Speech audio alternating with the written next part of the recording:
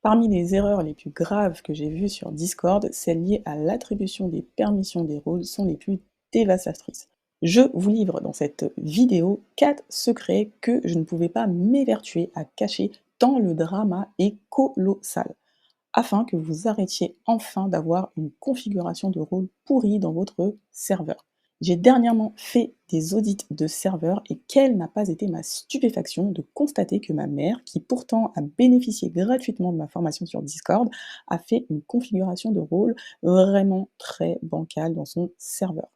Alors qu'elle avait configuré les permissions de ses rôles d'un côté, elle a par-dessus touché à tous les paramétrages avancés de ses rôles dans les salons. Bref, vous n'imaginez pas l'impact dévastateur que peut avoir un tel paramétrage dans un serveur Discord. Pour vous prémunir de telles erreurs, et comme j'ai gentiment aidé ma maman chérie, voilà 4 secrets pour arrêter de faire ce genre de dinguerie. Le premier secret lorsque vous paramétrez vos rôles et vos salons, c'est qu'il y a un certain ordre à respecter pour pouvoir faire ce paramétrage sans s'en mêler les pinceaux. En fait, il existe 2 règles qui vont vous permettre d'éviter de configurer de manière bancale votre serveur. Ça va être premièrement paramétrer vos rôles dans le bon ordre du coup et attribuer les bons droits aux bonnes personnes. Concernant la première règle, qui est de paramétrer ses rôles dans le bon ordre, pardon, il y a finalement 3 étapes par lesquelles il faut passer pour le faire de la meilleure manière possible. La première étape, ça va être d'attribuer en fait les permissions au niveau des rôles. Donc comme vous le voyez sur cette petite capture, en fait, ce qu'il faut, c'est que vous puissiez vraiment vous concentrer sur les rôles et les droits que vous allez donner à chacun des rôles qu'il va y avoir dans votre serveur, que vous allez ensuite attribuer à vos membres. Ensuite, la deuxième étape, ça va consister à aller dans les permissions au niveau des catégories en fait de vos salons. Donc quand vous avez des salons et que vous les avez mis dans une catégorie, vous allez regarder en fait les permissions, je dirais avancées, du coup, de vos différentes catégories. Et ensuite, vous allez, troisième étape, aller soit par catégorie ou par salon, modifier les permissions par rôle, en fait. Donc là, c'est vraiment les rôles pour chaque salon ou catégorie. Et ce n'est que dans cet ordre-là que vous allez pouvoir faire un paramétrage qui soit sain au niveau de votre serveur. En fait, sans respecter cet ordre de configuration, vous risquez de mettre en danger la santé de votre serveur. Seulement, une fois que vous comprenez et vous savez dans quel ordre il faut paramétrer vos rôles et vos salons, finalement, il faut savoir quels sont les droits à donner et à qui, finalement, au sein de votre serveur, notamment pour éviter certaines déconvenues. Le deuxième secret, c'est que lorsque vous avez un serveur Discord, il faut savoir qu'il existe 2 types de personas qui vont être d'abord le persona, on va dire, administrateur et vous allez ensuite avoir un deuxième persona qui est le persona utilisateur ou user en anglais. En fait, ces 2 types de personas, en fait, ce sont les 2 types de membres que vous pouvez avoir au sein de votre serveur. Lorsque je parle d'administrateur, je parle de personnes qui vont vous aider à gérer votre serveur et lorsque je parle d'utilisateur, je parle de personnes qui vont simplement bénéficier de votre service au sein de votre serveur. Le troisième secret, c'est qu'il existe 4 catégories de permissions qu'on peut attribuer à ces membres. En fait, il en existe 7 au total que j'ai moi-même, on va dire, identifiées et ces 7 catégories, elles permettent en fait de répartir la quarantaine de permissions que, Discord permet de donner à ses utilisateurs. En fait, la plupart de ces permissions, elles peuvent être distribuées entre ces 2 personas dont je vous ai parlé et parmi 4 catégories sur 7. On va dire que les 3 autres catégories, il y a très peu de permissions finalement qui peuvent être classées dedans, mais ces 4 catégories, c'est vraiment là où il y a le plus de permissions qu'on peut, répartir. Concernant du coup le type de persona administrateur, une des, 1res catégories, ça va être la catégorie que j'appelle, manager ou développeur. En fait, cette catégorie de permissions, elle va, réunir des droits qui vont permettre de créer ou gérer le serveur il faut savoir que les droits de ce type-là ont certains enjeux. En fait, lorsque vous donnez ces droits-là à des personnes, vous allez leur donner beaucoup de pouvoir, donc il faut vraiment faire très attention à qui vous donnez ces droits-là. Autre enjeu de ces permissions, c'est que les personnes qui vont avoir ces droits vont être en capacité d'attribuer ou d'enlever du pouvoir aux autres membres au sein du serveur. Donc il faut finalement donner ces droits-là à des personnes qui maîtrisent bien l'outil Discord au niveau technique. Deuxième catégorie du persona, on va dire administrateur, ça va être les droits de type modération. Ces droits-là, en fait, sont des droits qui permettent d'animer votre serveur. En fait, avec, ces droits-là, vous allez pouvoir, permettre aux personnes qui vont vous aider à gérer votre serveur, à finalement avoir le pouvoir d'arbitrage sur les flux d'interaction. En fait, une des choses qui est importante, c'est que les personnes qui ont des droits de type modération, il faut qu'ils puissent être reconnus comme modérateurs au sein de votre serveur par vos utilisateurs, afin qu'ils puissent faire autorité dans leurs décisions lorsqu'ils vont devoir prendre des décisions au sein de votre serveur. Donc ça fait vraiment partie des enjeux liés aux droits que je classe dans la catégorie de la modération. On a ensuite 2 autres types de catégories qui vont permettre de classer la plupart des permissions concernant le persona utilisateur, et la première catégorie concernant ce persona, ça va être les droits ou permissions de partage.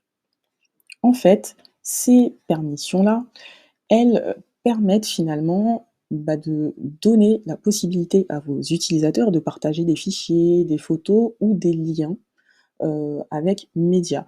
Attention, lorsque vous désactivez le droit de partager des liens avec médias, vous n'empêchez pas vos utilisateurs de partager des liens. Si vous voulez empêcher vos utilisateurs de partager des liens, il faut à ce moment-là utiliser un bot. L'enjeu ici d'attribuer des permissions de partage à vos utilisateurs, ça va être qu'il faut anticiper les potentiels comportements déviants. Vous pouvez avoir des utilisateurs qui vont s'amuser à partager des liens qui ne sont pas appropriés, et donc finalement, lorsque vous allez attribuer des permissions à vos utilisateurs de type partage, il faut bien anticiper finalement qui ou quel type de personnalités sont au sein de votre serveur. La deuxième catégorie de permissions concernant les utilisateurs, ça va être les permissions d'interaction. Ces permissions-là, en fait, elles sont clairement les plus importantes, puisque ce sont ces permissions-là qui vont permettre finalement à vos utilisateurs d'échanger et d'interagir. Finalement, elles définissent, ces permissions, le pouvoir que vous allez donner aux membres de votre serveur de s'exprimer.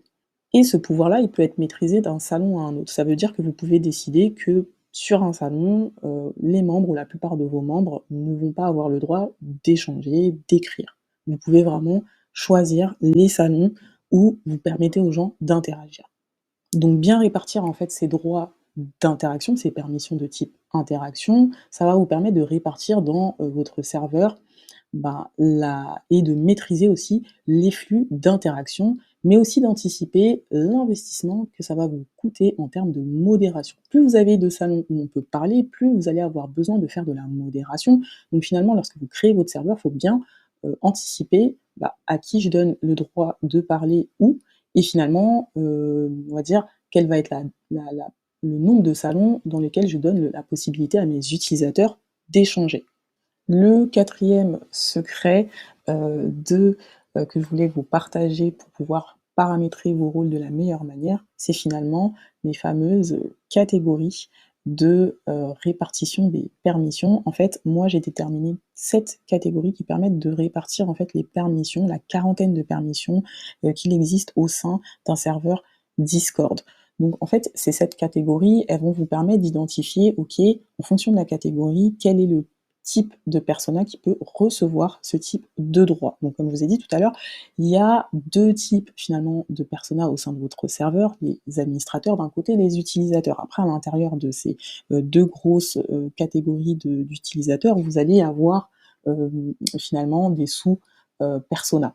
Du coup, ici, vous avez la liste en fait des différentes catégories et finalement la répartition, la classification des droits appartenant à ces différentes catégories. On va les passer très rapidement en revue ici, mais sachez que au sein de ma newsletter, je vous partage justement la liste des permissions qui sont classifiées selon Design Taker et donc moi-même, et ça vous permettra finalement d'identifier quels sont les droits que vous pouvez donner à qui au sein de votre serveur. Donc très rapidement, vous avez des permissions plutôt de propriétaire. Là, quand il s'agit de bannir des membres, vous ne donnez pas ces droits-là à n'importe qui. Vous avez ensuite des permissions que je disais manager ou développeur. Là, ce sont des personnes notamment qui vont vous aider à créer le serveur. Vous allez ensuite avoir les permissions de modérateur. Ici, ce sont les personnes qui vont vous aider à modérer votre serveur, à gérer le flux des interactions entre les personnes. On va avoir par exemple là le droit de gérer les posts, notamment.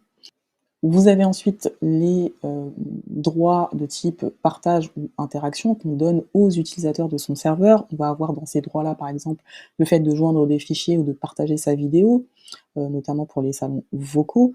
Et au niveau des interactions, par exemple, le droit de créer des fils publics ou encore de créer des posts ou d'ajouter des réactions qui vont être dépendants notamment des types de salons où se trouvent ces droits-là. Enfin, j'ai une 6e et une 7e catégorie qui sont, pour la 6e catégorie, tout simplement, le catégorie personnelle avec le seul droit qui est de changer le pseudo. Et enfin, une dernière catégorie que j'ai appelée autre, où là, on va avoir différents droits qui vont porter, eux, des enjeux un peu spécifiques en fonction de ce qu'ils permettent de faire aux, à vos membres, et notamment le droit de mentionner everyone here et tous les autres rôles. Ça, c'est une permission, il faut faire vraiment attention. En général, moi, je la désactive de la plupart des rôles, et ensuite, je permets à certains rôles d'être mentionnés par tous.